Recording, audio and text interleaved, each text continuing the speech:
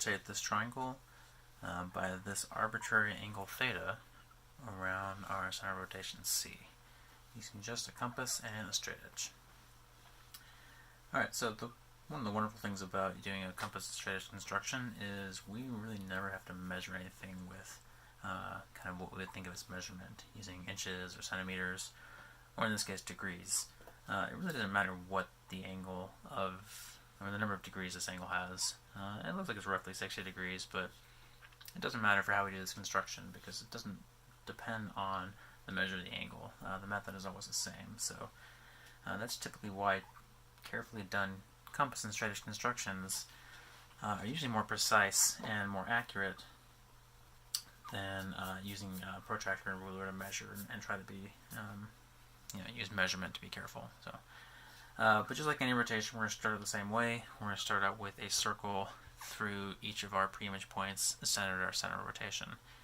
The only difference here is that the angle that we create from our pre-image point to our center of rotation and then out to our image point is going to be this angle theta, so we're going to have to do a copy angle construction for each of our rotational points that we have to do here. So, but not a big deal, that's a pretty quick construction.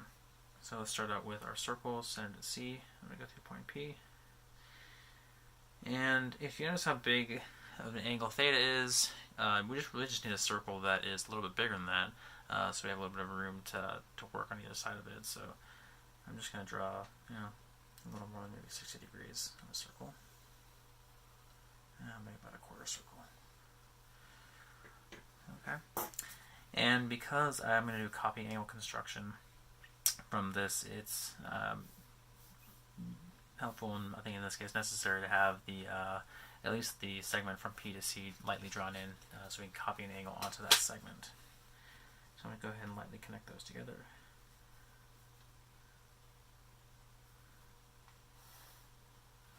Okay, and now I just need to copy this angle theta onto this point C.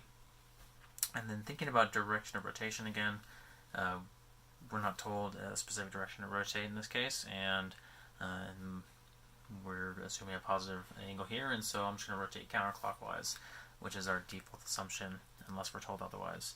And so I'm expecting it to end up somewhere down here. Okay, so to start with, you're going to take your compass and set it to any radius as long as that radius crosses both legs of, or both rays off of that angle. So in this case, I'm going to choose a radius about that big.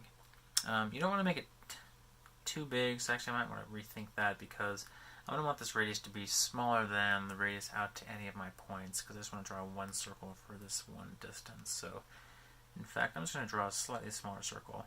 Don't make it too small, but that's still a pretty decent size, and that's going to be pretty easy to work with. So I'm going to go ahead and draw an arc on my angle, again of any choosing, or the size of my choice, doesn't matter. And then I'm going to go ahead and copy that distance here. And then without changing the compass, take that same distance, and because I'm copying three angles from the same center point, I'm just going to draw this arc once, but I'm going to use that arc for rotating all 3 points. So I make sure this arc essentially goes from where P is going to end up all the way back to where R begins, and that should cover the entire range of what I'm going to need. So using that radius that I'm copying from the angle that I need to rotate, I'm just going to go ahead and draw that entire circle. Okay, so the first step of an angle copy construction is this arbitrary circle, and then we're copying it to the ray on one side of the angle. And now the second thing we're going to do is measure the distance between these two intersection points that we created with that arbitrary circle. Okay, and this is what actually copies our specific angle, because this distance is going to be specific to this exact angle. Okay, so as long as we are precise with setting our compass to that distance, now we're going to copy that distance to where that first circle intersected one ray of our angle, in this case from P to C. So I'll put my middle point of the compass at that point, and then all I need is where these two are going to cross. Okay, so I just slightly draw an arc there. And at that intersection point, let me go ahead and just make it darker. If I connect C through that point, that's the direction I go to get angle theta. Notice that this is not far enough, right? If I just connect C to that point, that is not P prime. Okay, this just gives us the direction we need to draw from C, and we still have to draw all the way out to the circle that P is traveling on. Just like any other rotation, P is traveling on a circle around center C, and we have to make sure our angle goes all the way out to that circle. Okay, so I'm just going to connect those 2 points together with my straight edge, and where these 2 lines intersect, or the circle and the line intersect, that's going to be P prime. And remember that this angle here, created from our pre-image to our center of rotation out to our image point, that angle there is theta.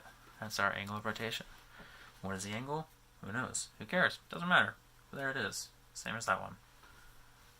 Alright, so now we just do the same process for the other 2 points. We draw our circles from our center of rotation out to that point, and then we're going to copy the angle, although we've already done one step of the angle copy by drawing this kind of complete circle, so the only thing we'll have to do is copy the separation distance to each of the rays. Alright, so let's go ahead and do point P, or point Q next. So circle center to C all the way out to point Q. Oh, and that is almost the same circle as circle P. Wow, that is really close. Alright, and I probably drew too much of a circle there, that's okay. And I'm going to go ahead and draw in one side of this angle. So from Q to C, so that I can copy. Now, if you want to be minimalist, really all you need is this intersection. Yeah, right there. That's really all you need. But for illustrative purposes, I'm going to draw in the whole angle. Okay, so that's one side of the angle, theta, that I have to copy. And so I'm just going to double check, yep, I changed my compass. It's always good to double check. Reset the distance of my compass back to the distance between these 2 intersection points. And again, remember you created this arbitrary circle to begin with, and then this is a specific distance for this specific angle, so that's what makes this work. And then copy that distance to our intersection point we just created from the point that we're rotating, point Q. And again, where it crosses that same circle, that's the direction that we have to draw a line from point C. But that's not Q prime, that just tells us we go that direction.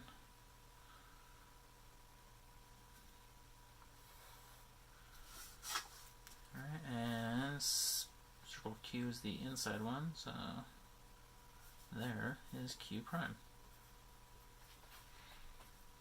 Okay, and then again, this angle right there, that's theta. Okay, so in this case they're all going to start overlapping, so it's a little bit hard to keep track of those angles, but you can kind of separate them out, and if you want to measure them with a protractor, they should be pretty close to what that is, depending on how accurate you are with your constructions. Alright, last point, center C, out to radius R. Enough of a circle to get that angle. And then go back to this distance here. Oh, I almost forgot. I just have to draw in one side of this angle first, from R to C. So I'm rotating point R, and so this is half of the angle that I have to create for my angle rotation. And where that intersects the circle that I drew, that was the same as this circle here on the angle. I use that intersection point, put the middle point there, and then where this arc crosses this inner circle, which again came from this distance, which again we chose. That doesn't matter, we choose that. As long as we're consistent, that's what counts. Okay, and that gives us again the direction to draw our line, and then circle R is this one here, so I have to draw it a little bit further out.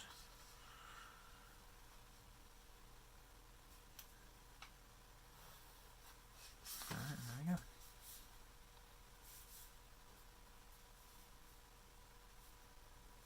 I guess it's our prime. Alright, and finally for illustrative purposes, from R to C, and into the line from R prime, that there is angle theta. So again, they're all kind of overlapping, and so it's a little bit difficult to tell, but there they are. And reconnect our points. And there we have